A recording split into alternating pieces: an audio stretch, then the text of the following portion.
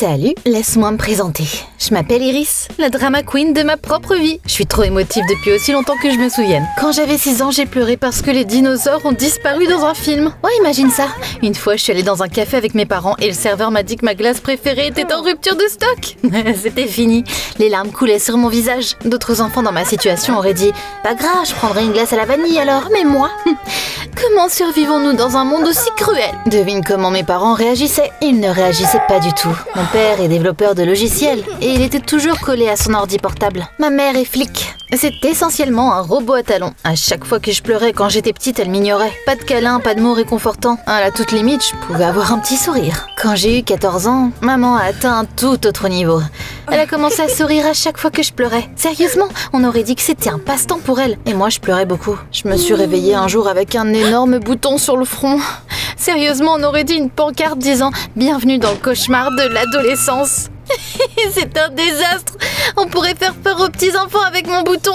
Maman a juste souri et a continué sa vie. Apparemment, elle était trop contente que je ressemble à un gâchis total. Tout récemment, Ed, le garçon qui faisait battre mon cœur, avait posté une nouvelle photo. Il avait son bras autour des épaules d'une fille. Bien sûr, une cascade de larmes a fait son apparition. Qu'est-ce que maman a fait? Tu l'as deviné, elle a juste souri sans dire un mot. C'est comme si elle appréciait vraiment ma misère. Mais le pire, c'est quand ma prof préférée, Madame Jonas, a annoncé qu'elle prenait sa retraite et déménageait de l'autre côté de la ville. J'ai pleuré jusqu'à ce que je ne puisse plus respirer. Et ma mère a juste souri à nouveau. Et elle est retournée faire la vaisselle. À l'école, comme d'habitude, j'ai vidé mon cœur à Hazel, ma meilleure amie. Je pense que ma mère me déteste. Mon amie m'a regardée comme si elle voulait me jeter une brique au visage. Iris, tu penses qu'il n'y a que ta vie qui est une tragédie sans fin? J'ai des problèmes aussi, tu le sais. Qu'est-ce qui ne va pas? Oh, ça t'intéresse maintenant? Je pensais qu'Iris Griffin ne pensait qu'à elle. Tu me traites d'égoïste? Waouh, enfin t'as capté. Je ne sais pas lire dans les pensées. Si quelque chose n'allait pas dans ta vie, t'aurais dû me le dire. Si t'étais une bonne amie, t'aurais remarqué. Et c'est comme ça qu'on s'est disputé. Boum, mon cœur était brisé en 1000 morceaux. Notre amitié était finie, le monde était fini, tout était perdu. Je suis partie du stade de l'école en courant, sentant que mes larmes étaient sur le point de sortir de mes yeux comme des feux d'artifice. J'avais besoin de parler à quelqu'un, alors je suis allée voir ma mère, même si elle était en train de travailler. Maman, je me suis disputée avec Hazel. On est amis depuis qu'on a 6 ans. C'est fini. Iris, pas maintenant, je travaille. Mais c'est un désastre. J'ai mon propre désastre. J'enquête sur la disparition d'un adolescent, Morgan Smith. Tes problèmes peuvent attendre. Alors ma vie n'a pas d'importance pour toi? Je me sentais profondément blessée et seule, et je me suis tournée vers un autre adulte pour me réconforter. Papa, je me sens pas bien. Ouais, je comprends. C'est sérieux. J'en croyais pas mes oreilles, et j'ai souri. Il m'avait vraiment entendu. Waouh! On doit réparer ce bug dès que possible, sinon tout va planter. Puis j'ai réalisé qu'il ne parlait pas à moi. Papa parlait à un gars de son travail dans un appel vidéo. Je suppose que je n'étais qu'un bug pour lui. J'ai donc décidé de parler au conseiller scolaire. J'étais déjà en route quand j'ai vu Ed. Il riait avec la fille sur la photo. Il a aidé sa copine à se faire transférer à notre école juste pour qu'ils puissent toujours être ensemble. Furieuse, j'ai ouvert la porte du bureau du conseiller et je suis rentrée. Il faut que je vous parle, tout de suite. C'est pas un bon moment, Iris. Mes vacances ont commencé il y a 5 minutes. Et moi? Tiens, ça devrait t'aider à te calmer. Quant à moi, Hawaï m'appelle. J'ai marché dans le couloir et j'ai vu Hazel. Elle parlait à notre camarade de classe et elle avait l'air vraiment bouleversée. Jack est tellement gentil, mais nos parents ne veulent pas qu'on soit ensemble. Je me suis figée outrée. Hazel était déjà passée à autre chose et discutait avec sa nouvelle amie d'un mec appelé Jack. J'ai continué à serrer le hamster de plus en plus fort jusqu'à ce qu'il explose dans ma main. J'avais besoin de parler à quelqu'un avant que mon cœur n'explose aussi. Je suis allée voir le directeur et j'ai demandé la nouvelle adresse de Madame Jonas. Hurrah, il est temps de partir à l'aventure. Je me tenais à un arrêt de bus quand Ed et l'amour de sa vie sont arrivés. Il riait et tout ce que je voulais c'était de devenir invisible. Mais Ed m'a remarqué. Hey Iris, t'as déjà rencontré Sylvia? Non, j'adorerais discuter mais mon bus est là. J'étais contente d'avoir géré ce moment gênant avec Grace. Mais environ 30 minutes plus tard, j'ai réalisé que j'étais dans le mauvais bus. Arrêtez le bus, je dois aller dans l'autre sens. Au moment où je suis sortie, il faisait de plus en plus sombre. Une visite dans un cimetière n'est clairement pas ce que j'avais prévu pour ma soirée. Comme par hasard, il a aussi commencé à pleuvoir, comme si le réalisateur de ma vie avait ordonné « Ajoutons un peu plus de drame ». J'ai marché jusqu'à un autre arrêt de bus et j'ai attendu le bon bus. J'ai essayé de ne pas regarder le cimetière parce que, pour être honnête, il y avait une ambiance vraiment étrange à cet endroit. Puis un gars est venu à l'arrêt de bus. Ses vêtements étaient sales, ses cheveux étaient mouillés et son visage avait l'air sombre. J'ai tellement faim. Je suis coincée ici depuis trop longtemps. Tout ce que j'ai pensé c'était... Ça doit être un fantôme du cimetière. Ah! Ne me mange pas! J'ai crié comme si j'étais dans un film d'horreur ringard et j'ai sauté dans le bus qui approchait comme si quelqu'un me poursuivait. C'est quoi son problème? J'espérais juste qu'elle m'offre un sneakers ou un truc du genre. Je suis allée chez Madame Jonas, trempée, épuisée et avec du mascara partout sur le visage. En plus de ça, je n'avais plus de batterie sur mon téléphone, donc je pouvais plus me permettre d'autres erreurs. Ma prof a ouvert la porte et elle a poussé un cri. Oh, Iris, oh mon Dieu, mais entre! Dis-moi ce qui t'est arrivé! Je me suis nettoyée et je lui ai parlé de tous les problèmes que j'avais traversés. Tout s'écroule. Papa est tout le temps collé à son ordi portable. Maman n'a l'air heureuse que quand je suis malheureuse. Et Hazel m'a traité d'égoïste. Elle s'est trouvée une copine et... J'ai commencé à renifler, mais Madame Jonas a juste souri. Iris, ma chère, c'est ce qui arrive aux ados. Prends juste une grande inspiration. Vous aussi, vous vous moquez de ma souffrance? Je me suis levée et je me suis dirigée vers la porte, ignorant ses tentatives pour m'arrêter. Il faisait presque nuit quand je suis rentrée à la maison. Maman se tenait près de la porte, les yeux flamboyants comme ceux d'un dragon. Tout ce qui manquait était une haleine ardente. T'étais où? Pourquoi t'avais éteint ton téléphone? J'enquête sur un adolescent disparu, et toi? J'avais juste besoin de parler à quelqu'un qui me comprendrait. Parce que tu souris juste quand je pleure. Tu pleures pour tout et rien. Oh, alors ma vie n'est rien pour toi, super! Je suis allée dans ma chambre et j'ai claqué la porte si fort que les murs de la maison ont tremblé. Tout le lendemain matin, quelqu'un a frappé à notre porte. C'était la mère de Hazel. Madame Griffin, vous devez retrouver ma fille. Hazel n'est pas rentrée hier soir, son téléphone est éteint. D'abord, essayez de vous calmer. Savez-vous si quelque chose a peut-être contrarié Hazel et si elle a pu s'enfuir? Tout allait bien, mais un garçon a disparu récemment et si c'était un maniaque? J'avais l'impression que je venais de me faire gifler. Hazel avait disparu et je n'avais même pas remarqué que quelque chose n'allait pas. Les mamans se sont précipitées au poste de police, mais je ne pouvais pas rester sans rien faire non plus. Je devais prendre les choses en main et commencer ma propre enquête. La première chose dont je me suis souvenue, c'était que Hazel avait parlé avec une camarade de classe. Elle avait parlé d'un Jack. Apparemment, ses parents ne voulaient pas qu'ils soient ensemble. Et s'ils étaient partis à deux? Mais attends, mais qui est Jack? J'ai ouvert le compte d'Hazel et j'ai vu un gars appelé Jack dans sa liste d'amis. Je lui ai tout de suite envoyé un message. Et il n'était pas pressé de répondre. Mais il y avait un message sur sa page qui disait « Match de baseball aujourd'hui. Attendez-vous à un spectacle. » Parfait!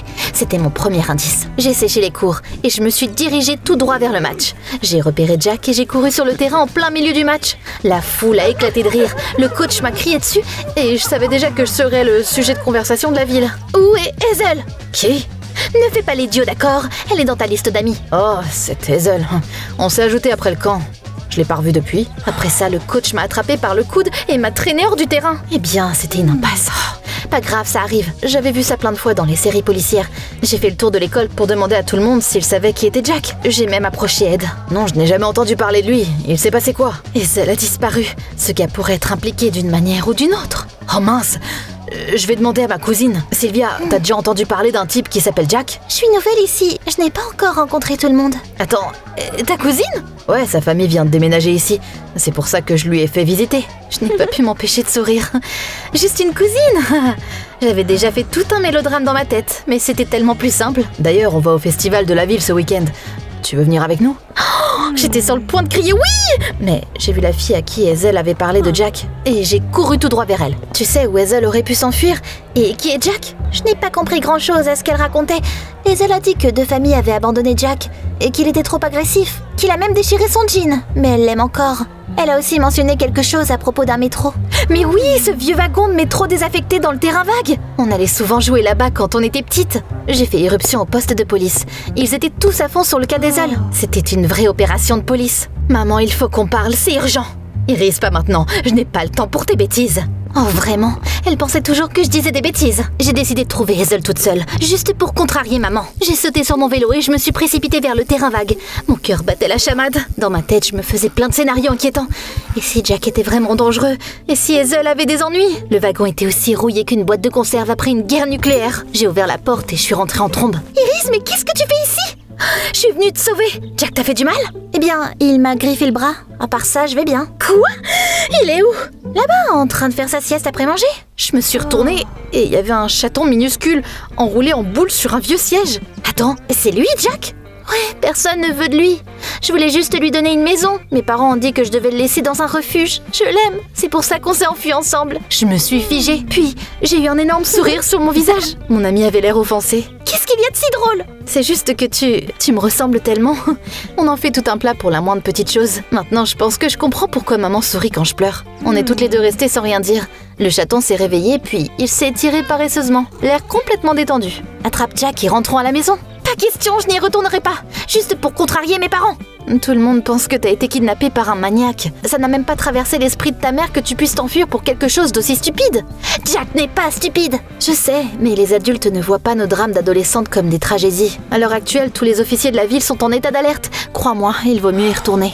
D'accord, t'as raison. Et merci d'avoir su où me trouver. Je suppose que tu me connais vraiment bien. On est amis depuis qu'on a 6 ans. T'es comme une sœur pour moi. Bientôt, on est arrivé au poste de police, souriant maladroitement en mode « Surprise !» Devine qui n'a pas été enlevé par des extraterrestres. C'était comme une scène de film. Des téléphones qui sonnaient, des policiers qui couraient partout, des parents qui paniquaient. Les parents d'Hazel l'ont vu et ils l'ont tout de suite serré fort dans leurs bras. Oh mon Dieu, ma chérie, mais t'es en sécurité. Oh, on était tellement inquiets. Je me suis enfuie parce que vous ne vouliez pas que je garde Jack. Oh d'accord, le chaton peut rester. Mais t'es punie pour nous avoir fait peur comme ça. Je ne m'enfuirai plus. Maman, c'est moi qui ai su où la trouver. Pas maintenant, Iris. Je dois déposer un rapport. Ah, bien sûr. Faire un câlin à sa fille et lui dire bravo ne faisait clairement pas partie des paramètres par défaut de ma mère. Je me sentais comme si je n'avais pas ma place. Alors je suis sortie et je suis rentrée chez moi. Plus tard dans la soirée, maman est venue dans ma chambre pour parler. Iris, je sais que je peux être trop sérieuse parfois. Mon travail est stressant et je ne connais souvent pas les bons mots pour te réconforter. Mais souviens-toi toujours que je t'aime. Je l'ai regardée comme si elle parlait chinois. Puis maman a sorti une photo et sur la photo, il y avait une fille avec une frange ridicule. C'est moi quand j'avais 15 ans. Je m'étais coupé la frange moi-même et on aurait dit un poulet mouillé. J'ai pleuré pendant des jours. À l'époque, j'avais l'impression que c'était la fin du monde. Mais ensuite, mes cheveux ont repoussé et j'ai réalisé que c'était rien. Tu te souviens quand j'avais environ 12 ans et que j'ai coupé ma frange aussi? Oh mon Dieu, j'avais l'air tellement ridicule. J'avais complètement oublié ça. Exactement. C'est pour ça que quand je te vois pleurer à cause d'un bouton ou d'une dispute avec une amie, ça me fait sourire parce que ces choses-là sont vraiment de petits problèmes. Tu as le droit de pleurer, mais rappelle-toi, ce n'est pas une tragédie. Ça passera. Et je serai toujours là pour te rappeler que tu vas t'en sortir. Ne fuis jamais la maison. Le monde est plus dangereux qu'il n'y paraît. On n'a jamais retrouvé ce garçon, Morgan Smith. Je me suis souvenue de la photo du garçon disparu au poste de police et de ce mec bizarre au cimetière. Oh, maman, je sais où est Morgan. Maman a tendu la main à ses collègues et ils ont envoyé des patrouilles au cimetière. 1 heure plus tard, ils ont trouvé Morgan et l'ont ramené à la maison. Apparemment, il s'était disputé avec ses parents pour des bêtises, s'était enfui et avait séjourné dans une vieille cabane abandonnée. Mais à la fin, tout s'est bien passé. Affaire résolue. Maman et moi sommes allés à la cuisine pour fêter ça avec de la glace. Finalement, personne ici ne kidnappe des ados. Soudainement, papa est apparu et on aurait dit qu'il venait de revenir à la réalité. J'ai l'impression d'avoir raté quelque chose d'intéressant. Je vais tout expliquer. Tu veux de la glace? Je ne dis clairement pas non. Je viens de réaliser que je travaillais beaucoup trop ces derniers temps. J'aimerais passer plus de temps avec vous deux. Que diriez-vous de vacances en famille? Je suis pour! J'ai regardé papa, puis maman, et j'ai réalisé quelque chose d'important. Ils m'aimaient vraiment, juste à leur manière. Le lendemain matin, j'ai appelé Madame Jonas, et je lui ai présenté mes excuses pour ma petite crise, tu sais. Toute la scène de « Personne au monde ne me comprend ». Je suis désolée, c'était stupide. Iris, ça fait partie de l'adolescence. Je suis heureuse que tu t'en sois rendu compte. Ce week-end-là, Hazel, Ed, Sylvia et moi sommes allés au festival de la ville. La musique, l'odeur du popcorn, des lumières partout. J'étais presque heureuse, jusqu'à ce que je renverse de la limonade sur mon t-shirt préféré. Avant, j'aurais pleuré et couru à la maison. Mais là, j'ai juste rigolé. D'accord, nouvelle tendance, la meuf collante. Et puis, j'ai réalisé, être une adolescente, c'est vraiment dur. Mais tout ce qui ressemble à une tragédie maintenant sera oublié dans une semaine. Il est donc préférable d'en rire, de s'amuser, de simplement vivre. Et si t'as envie de pleurer, les adultes n'ont pas le droit de juger. Ils ont tous pleuré pour des boutons, une frange ratée et leur crush. Et toi, tu pleures souvent ?